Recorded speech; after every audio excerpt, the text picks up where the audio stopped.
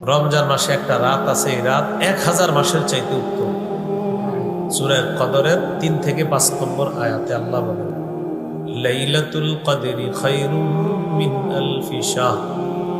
কদরের রাত 1000 মাসের চাইতে উত্তম। সেটা 21, 23, 25, 27, 29 বেজর রাত্রিতে হতে পারে। আব্দুল্লাহ ইবনে আব্বাস রাদিয়াল্লাহু তাআলা আনহুর একটা বর্ণনা আছে বুখারীতে, তিনি বলেন 24তম রাত্রিতেও লাইলাতুল কদর হতে পারে। কত?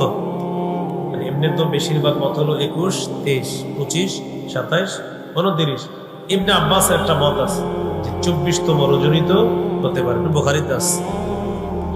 এই জন্য শেষ দশকে প্রতিটা রাত ইবাদতে কাটানোর চেষ্টা করা, শেষ দশকের প্রতি রাতে ইবাদতে কাটানোর চেষ্টা করা। রাসূলুল্লাহ সাল্লাল্লাহু আলাইহি সাল্লাম কি করতেন? সাদ্দা মিজারা, লুঙ্গি কষে নিতেন, মানে মজবুত ভাবে প্রস্তুতি নিয়ে রমজান মাসের শেষ দশক আল্লাহ রাসূল কাটাতেন।